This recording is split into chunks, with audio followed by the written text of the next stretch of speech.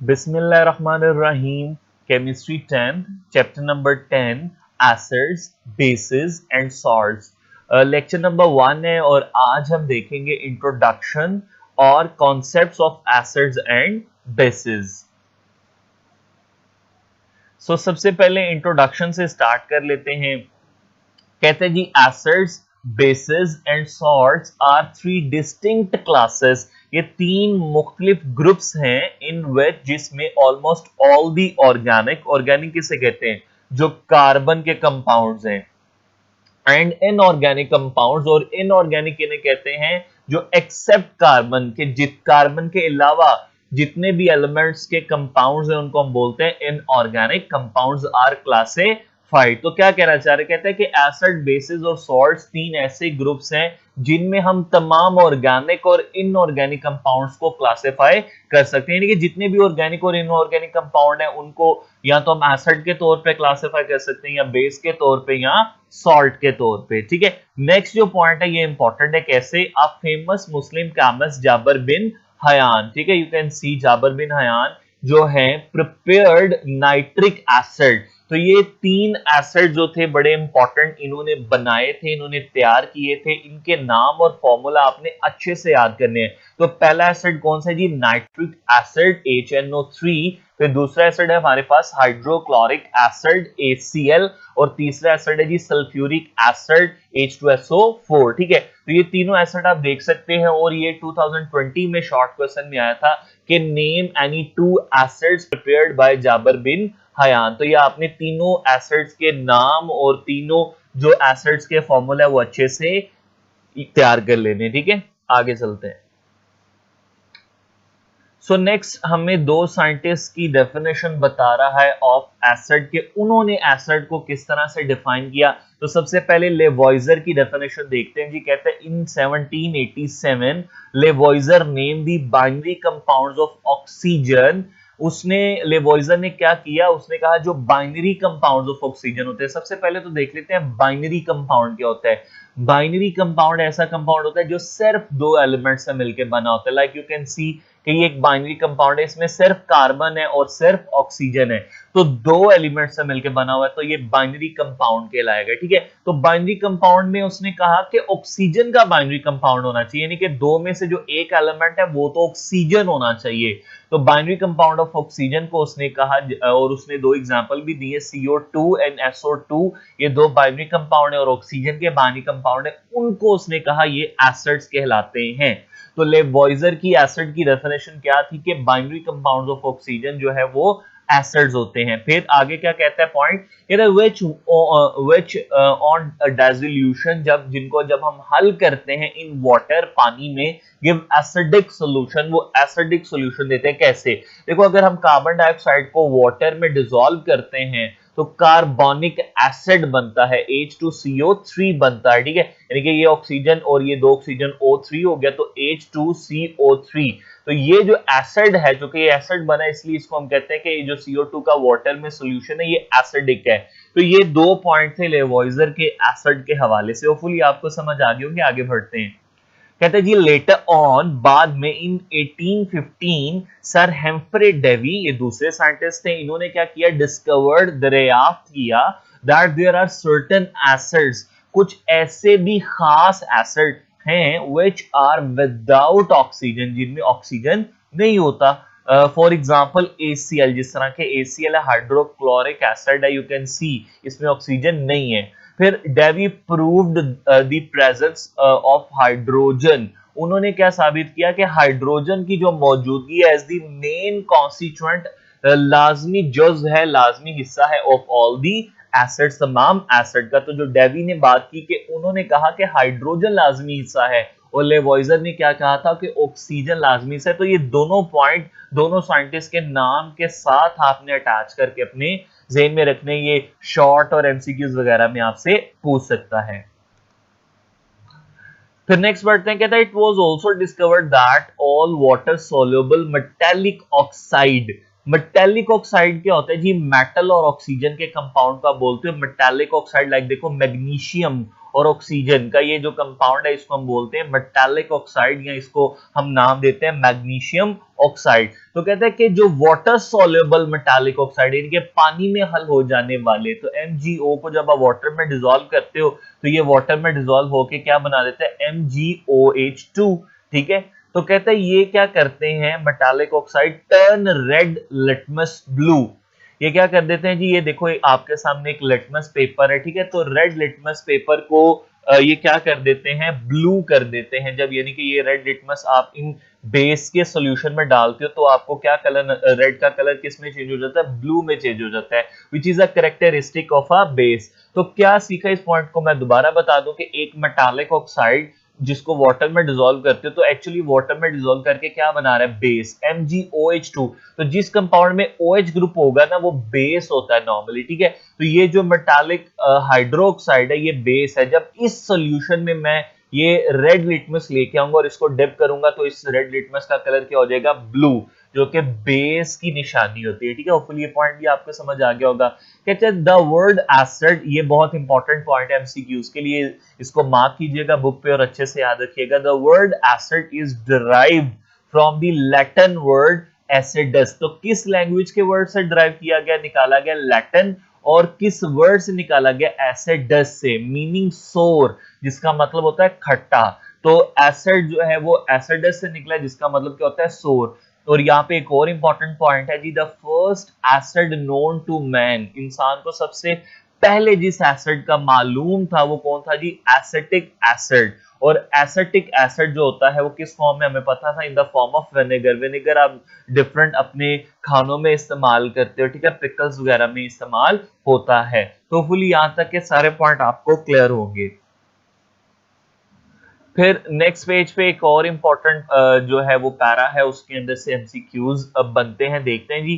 We all have a little concentration of hydrochloric acid in our stomach.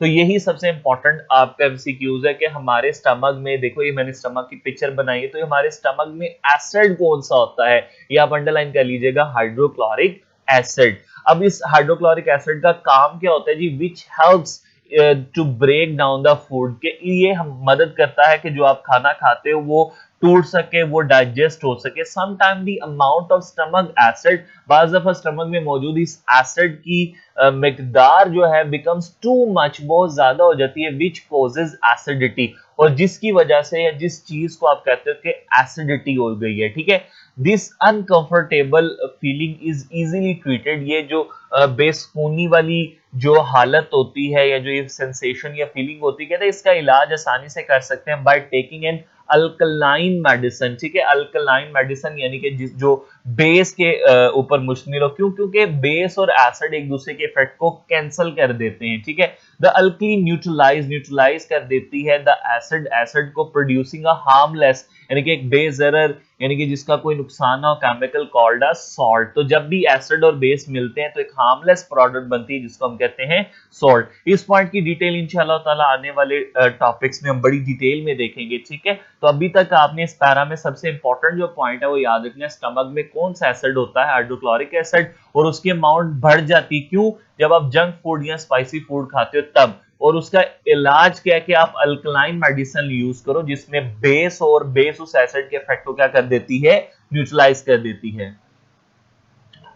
फिर आगे बढ़ रहे हैं। ठीक है, ये टेबल 1.2 बहुत ही इंपॉर्टेंट टॉपिक है। ठीक है, ये किस तरह से आता है, यहाँ तो वो कहेगा कि write down any two characteristic properties of acid, तो यहाँ से आप 2 पॉइंट ले लोगे, या वो इसी तरह कहेगा write down any two characteristic properties of basis, तो यहाँ से 2 पॉइंट ले लोगे, या वो यूं भी कहेगा write down any two physical properties of acid या फिजिकल प्रॉपर्टीज ऑफ बेसिस। तो ये सारे तरह के जो क्वेश्चन है वो आपने इसी टेबल से लेने, और यू कैन सी ये कितना इंपॉर्टेंट टेबल है, बोर्ड में कितनी दफा इसमें से क्वेश्चन आ चुके हैं। तो देखते हैं जी, एसिड्स हैव अ सोर टेस्ट, अभी हमने देखा भी था कि एसिड का वर्ड ही एसिड से निकले जिसका मीनिंग सोर या खट्टा होता है।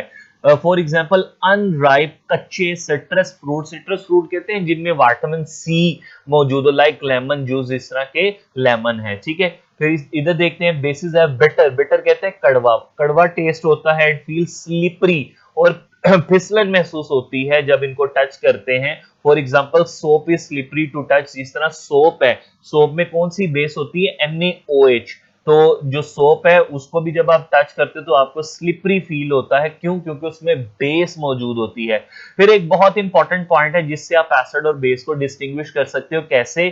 कि आपके पास एक लिटमस पेपर होता है, ठीक है, यू कैन सी, ये आपके पास दो लिटमस पेपर मैंने आपको दिखाए हैं, ठीक है। तो जो एसिड है ना, वो ब्लू लिटमस को क्या कर देते हैं, रेड कर देते हैं, ठीक है। यानी कि आप एसिड का एक सोल्यूशन लो किसी बीकर में, उसमें ये ब्लू वाला लिटमस डालो तो आपको ये ब्लू लिटमस किस में चेंज होता नजर आएगा, रेड में। या एक लिटमस पेपर लिए, इसके ऊपर आप एसिड के ड्रॉप फेंकोगे तो देखो ये ब्लू किस में चेंज हो गया, रेड कलर में, ठीक है। तो बेस का क्या काम होता है, ये they turn red litmus blue, ये ऑपोजिट करते हैं कि आप रेड लिटमस लो, उसके ऊपर बेस के कुछ ड्रॉप डालो तो क्या कलर हो जाएगा, ब्लू। अच्छा, ये मिक्स ना और अच्छे से याद रहे, मैं आपको एक ट्रिक बता देता हूं। देखो, बी फॉर बेस और बी फॉर ब्लू, बेस का एंड रिजल्ट ब्लू है, यानी कि ये ब्लू करता है किसको, रेड को। B for base, B for blue, and result base का है ब्लू, किसको ब्लू करता है, रेड को ब्लू। अगर ये रेड को ब्लू कर रहा है तो वो ब्लू को क्या कर रहा होगा, रेड। तो होपफुली ये भी आपको अच्छे से पॉइंट समझ आ गया होगा। फिर they are corrosive in concentrated from, corrosive कहते हैं विच कैन बर्न स्किन। आप देख सकते हो कि ये एसिड अगर स्किन पे पड़ेगा तो ये स्किन को बर्न कर सकता है। दे आर नॉन क्रोसिव, ये इतने यानी कि स्किन को बर्न नहीं करते except concentrated forms of NaOH and KOH। तो ये कॉस्टिक सोडा और कॉस्टिक पोटाश यानी कि NaOH और KOH, ये दो ऐसी बेसिस हैं जो क्रोसिव हैं, बाकी जो बेसिस हैं वो इतनी ज्यादा क्रोसिव नहीं होती। देयर एक्वस सोल्यूशन, यानी कि जब हम एसिड या बेसिस को पानी में डालते हैं, कंडक्ट इलेक्ट्रिक करंट। अब इलेक्ट्रिक करंट कंडक्ट करने की कंडीशन क्या होती है कि आयंस प्रोड्यूस हो। तो जब हम एसिड या बेस को पानी में डिसॉल्व करते हैं तो ये आयंस बना देते हैं, जिसकी वजह से हम कहते हैं कि इनके एक्वस सोल्यूशन इलेक्ट्रिसिटी को कंडक्ट करते हैं। और सेम पॉइंट बेस का भी है। तो फुल ये टेबल भी आपको अच्छे से समझ आ गया होगा। फिर नेक्स्ट हमारे पास जो टॉपिक है that is Arrhenius concept of acids and base. 2020 में ही ग्रुप 2 में लॉन्ग के तौर पर आ चुका है और बहुत ही इंपॉर्टेंट है, बहुत सिंपल भी है। फिर कहता है अकॉर्डिंग टू आर्हेनियस, साइंटिस्ट का नाम है जी, कॉन्सेप्ट 1787। तो ये आप अंडरलाइन कर लिए अपनी बुक में, एमसीक्यूज के तौर पर आपने इस पॉइंट को याद रखना है जी। आर्हेनियस का कॉन्सेप्ट कब दिया गया था, ठीक है। अब एसिड को डिफाइन करते हैं जी। एसिड की डेफिनेशन अलग से शॉर्ट में आ चुकी है 2 दफा बोर्ड के एग्जाम में, डिफाइन आर्हेनियस एसिड और गिव एग्जांपल। तो एसिड को देखते हैं जी। Acid is a substance which dissociate, dissociate का मतलब होता है टूटना, तहलील होना, इन एक्वस सोल्यूशन, यानी कि एसिड ऐसी चीज है जिसको जब हम पानी में डालें, यानी कि एक्वस सोल्यूशन जब उसका बनाए तो ये डिसोसिएट टूट जाए टू गिव हाइड्रोजन आइंस। यानी कि एसिड की क्या निशानी कि जब इसको पानी में डालेंगे तो ये हाइड्रोजन आइंस देगा। लाइक देखो, HCl हाइड्रोक्लोरिक एसिड, वाटर में हमने इसको डिसॉल्व किया है, जो इसका AQ एक्वा सॉल्यूशन बनाया है, जो स्टेट सिंबल AQ लिखा है, एक्वा सॉल्यूशन। तो इसने क्या किया, यहां से ये जो H है, H पॉजिटिव की शक्ल में अलग हो जाएगा। और H पॉजिटिव क्या होता है, हाइड्रोजन आयन। ये H पॉजिटिव अलग हो गया तो Cl किस फॉर्म में निकलेगा, Cl नेगेटिव के फॉर्म में। और इसी तरह HNO3 नाइट्रिक एसिड है, यहां से भी हाइड्रोजन निकल जाएगा H पॉजिटिव की फॉर्म में, तो NO3 नेगेटिव अलग हो जाएगा और वाटर के अंदर। फिर इसी तरह एसिटिक एसिड का ये फॉर्मूला है CH3COOH, जिसको इस तरह याद रखना है, CH3COOH। तो ये एक ऑर्गेनिक एसिड है क्योंकि इसमें कार्बन है। तो यहां से हाइड्रोजन को अगर हम निकाल लें तो H पॉजिटिव अलग होगा, तो बाकी जितनी भी चीज है CH3COO उस पर नेगेटिव चार्ज आ जाएगा। तो क्या देखा, एसिड क्या है जिसको जब हम वाटर में डिसॉल्व कर रहे हैं, जिसका एक्वा सॉल्यूशन बना रहे हैं, तो वो कौन सा आयन दे रहा है, हाइड्रोजन आयन। और फिर आगे चलते कहते हैं in general the ionization of acid take place as follow. तो ये जनरल आयनाइजेशन अगर आपसे पूछे एसिड की तो HA एक जनरल एसिड का उसमें फॉर्मूला लिखा हुआ है। कोई भी एसिड हो सकता है, लेकिन उसमें आप देख सकते हैं कि हाइड्रोजन लाजमी हिस्सा है एसिड का। तो ये H अलग हो जाएगा और ये जो नेगेटिव आयन है ये अलग हो जाएगा। तो होपफुली आपको ये सारी एग्जांपल, जनरल इक्वेशन और डेफिनेशन अच्छे से समझ आ गई होगी। सो आगे बढ़ रहे हैं, बेस को डिफाइन करते हैं। Base is a substance which dissociate, जो टूटेगा इन एक्वा सॉल्यूशन पानी के अंदर, to give hydroxide ion. अब बेस ने क्या बनाना है, हाइड्रो ऑक्साइड आयन। जिस तरह देखो NaOH है, तो जब इसको वाटर में डिसॉल्व करते हैं तो OH आइन अलग हो जाता है, ठीक है। OH आइन इसको हम बोलते हैं हाइड्रोक्साइड आइन। तो OH नेगेटिव आइन होता है तो Na किस फॉर्म में अलग होगा, Na पॉजिटिव की फॉर्म में, ठीक है। तो होपफुली ये भी आपको डेफिनेशन समझ आ गई। और अगर इसकी जनरल आयनाइजेशन देखें तो BOAs यानी कि जो बेस है वो OH आइन अलग कर देती है, नेगेटिव आइन अलग होता है, और जो B है वो पॉजिटिव की फॉर्म में जिस तरह ये मेटल आइन था वो अलग हो जाता है। तो आपको ये काफी ज्यादा एग्जांपल भी दी हुई है बेसिस की, आप इसको देख लीजिएगा। फिर एक टेबल है हमारे पास। अच्छा, उससे पहले देखो उसने एक समरी सी दे दी है, एसिड गिव हाइड्रोजन आइन और बेस गिव हाइड्रोक्साइड आइन। अब टेबल 10.2 है, एसिड और बेसिस के हवाले से आप देख लो, ठीक है। एसिड कुछ इंपॉर्टेंट दिए, कुछ बेसिस इंपॉर्टेंट दिए, इनके नाम फॉर्मूले अच्छे से याद कर लेने। Hydrochloric acid HCl, nitric acid HNO3, sulphuric acid H2SO4, ये तीनों तो वही थे जो हमने शुरू में जाबर बिन हयान के टॉपिक में देखे। फिर फॉस्फोरिक एसिड है जी H3PO4। और फिर आप बेसिस को देखो, देखो इन सब में OH लाजमी है, NaOH, KOH, CaOH2 और AlOH thrice. So last topic है आज के लेक्चर का, लिमिटेशन। 2019 और 20 रिसेंटली भी आ चुका है। लिमिटेशन कहते हैं हदूद को, कि आर्हीनियस का कॉन्सेप्ट जो है वो सर्टेन कंपाउंड्स को तो एसिड और बेस के तौर पे डिफाइन करता है, लेकिन कुछ ऐसे कंपाउंड्स भी हैं जिनको ये एसिड और बेस के तौर पे डिफाइन नहीं कर सकता। तो देख लेते हैं।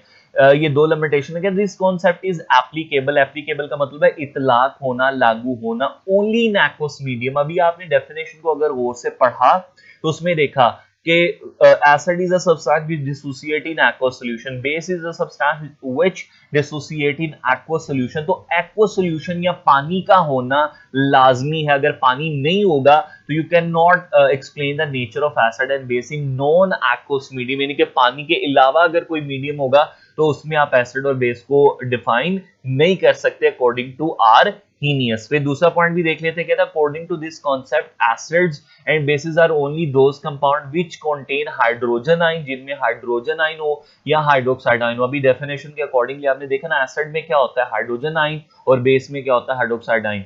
तो रिस्पेक्टिवली कहते हैं it can not explain the nature of compound like CO2। अब CO2 कहने को तो एसिडिक है, लेकिन इसमें क्या H पॉजिटिव देने की सलाहियत है? नहीं, इसमें तो है ही नहीं।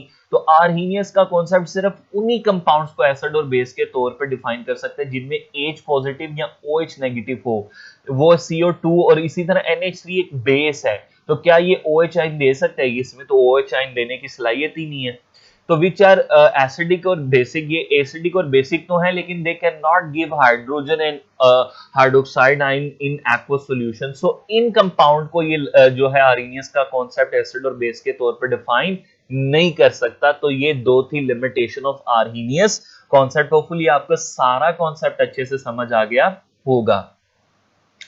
So that is it for today's lecture. Thanks for watching this video. Please subscribe my channel and share this video to all of your friends.